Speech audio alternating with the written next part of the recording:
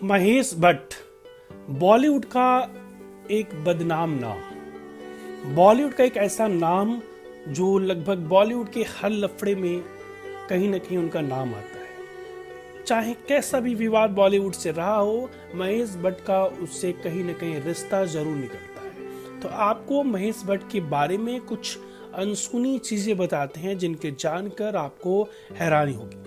महेश भट्ट की निजी जिंदगी जितनी उतार चढ़ाव वाली है, उतनी ही कहानियां उन्होंने जनता को बेहतरीन म्यूजिक वाली अपनी शानदार मूवीज के जरिए दिखाया है। तमाम सितारे उन्होंने लॉन्च किए तो अपनी निजी जिंदगी की कहानियों को भी पर्दे पर ले आए।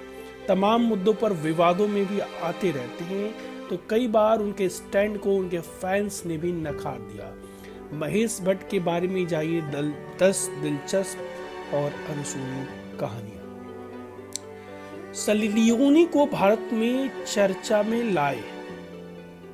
सनी लियोनी जो कि एक भारतीय होने के साथ साथ बाहर के स्टार थे, उनको महेश भट्ट पहली बार हिंदुस्तान लाए। ये 2004-2005 की बात है। जो लोग इंटरनेट पे देखते हैं और वो पहले से सनी लियोनी को जानते हैं, उसमें से लोग ये भी जानते थे कि ये भारतीय है, लेकिन महेश भट्ट ने उसे रातों रात मशहूर बना दिया, उसको अपनी मूवी कलयुग का ऑफर देकर। उस वक्त उन्होंने एक इंटरव्यू में बताया था कि सनी लियोनी की फीस तब इतनी ज्यादा थी कि उसे हम देने में सक्षम नहीं थे। ये मामला वही खत्म हो गया, लेकिन बार बार सनी की मांग करने वाले दर्शकों को देख के उनको लगा कि उसका क्रेज है, और अचानक से 2011 में जब वो सनी लियोनी को बिग बॉस के घर में एंट्री करती हैं, महेश भट्ट उनसे मिलने पहुंच जाते हैं और अपनी मूवी जिस्म 2 के लिए उन्हें वहीं साइन कर लेते हैं। ये पहली बॉलीवुड एंट्री थी जिसे पूरी दुनिया ने टीवी पर देखा। महेश भट्ट नहीं चाहते थे कि उनकी खोज पर कोई और बॉलीवुड डायरेक्टर अपना थप्पा लगाए। ये था महेश भट्ट से जुड़ा पहला विवादित किस्सा। शगुफ्ता रफीक को फर्श से अर्श पर पहुंचा दिया महेश भट्ट ने। वो लम्हे, आवारापन, धोखा, शोबिज, मर्डर 2, जन्नत 2, जिस्म 2, आशिकी 2 जैसी भट्ट कैंप की फिल्मों को लिखने वाली शगुफ्ता रफीक की कहानी भी किसी सनी लियोनी जैसी है। बस फर्क इतना है कि सनी लियोनी खुद अपनी मर्जी से इंडस्ट्री में गई और शगुफ्ता को उनकी गरीबी लगी। 2015 में परवीन बॉबी के बाद शगुफ्ता रफीक को जैसे नया जीवन दे दिया।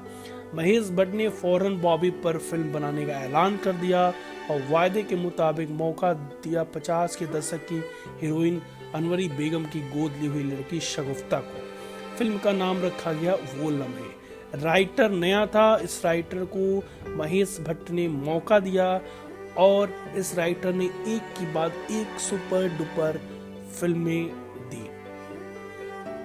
राजीव भाटिया को अक्षय कुमार नाम से महेश भट्ट की मूवी से ही मिला।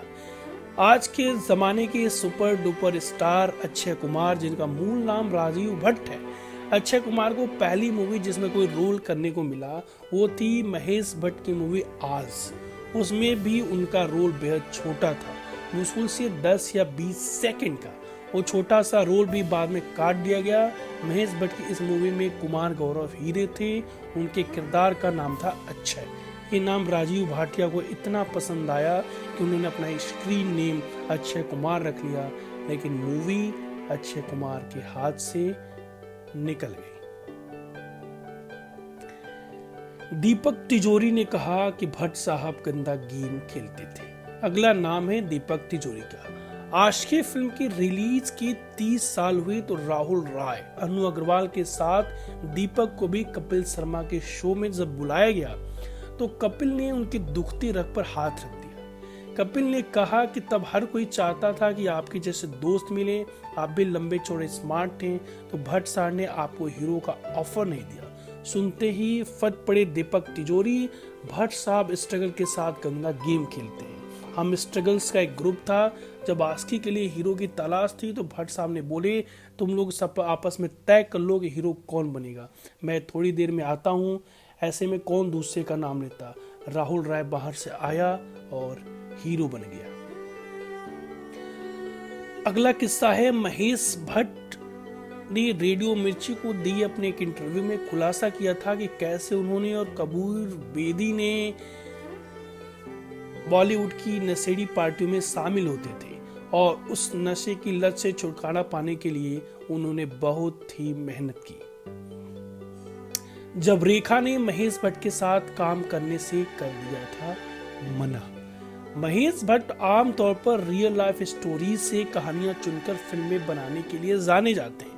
अपनी कई प्रेम कहानियों पर उन्होंने फिल्में बनाई हैं। कंगना को भी उन्होंने जिस मूवी ओ लम्हे के जरिए हीरोइन बनाया था वो भी उनके और परवीन बाबी के रिश्तों पर ही आधारित थी। जब उन्होंने रेखा को हंसनी मूवी का प्रस्ताव दिया तो वो मना नहीं कर पाए, लेकिन लोग बताते हैं कि महेश भट्ट का इरादा शायद इस मूवी के जरिए रेखा के जिंदगी की कुछ सच्चाइयों को सामने लाना था। यानी इस उम्र में वो कैसे रहती हैं, अपने अतीत को कैसे देखती हैं और कैसे खूबसूरत बनाए रखती हैं। वो कहानी थी एक ऐसी एक्ट्रेस की जो अब बूढ़ी हो रही है और शायद रेखा नहीं चाहती थी कि फिल्म के बहाने लोग उनके निजी जिंदगी पर चर्चा करें, क्योंकि ये कहा जाता है कि रेखा अपनी फिल्म के प्रोजेक्ट्स के लिए किसी को घर पर नहीं बुलाती है, बल्कि अपने बंगले के पास वाले रेस्तरां में मिलती हैं। ऐसे में उन तमाम कहानियां अपने बारे में मीडिया में नहीं चाहती हैं। 1994 में ही ये प्रोजेक्ट बंद हो गया और महेश भट्ट की रेखा के ऊपर फिल्म बनाने की इच्छा अधूरी रह गई।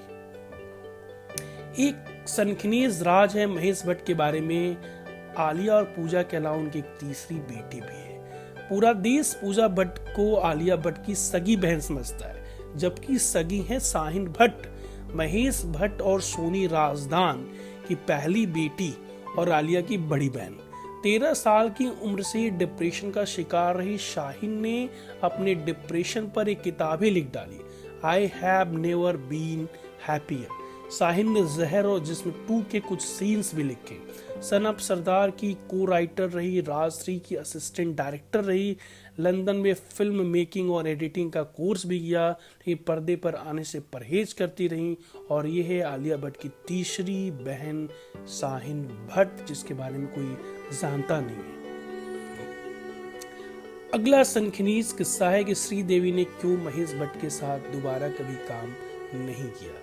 बॉलीवुड के इन हंसते चेहरे और गलतफहमियों के बीच न जाने कितने दिलचस्प कहानियां छुपी हुई हैं। श्रीदेवी और संजय दत्त के झगड़े की कहानी भी कम ही लोग जानते हैं।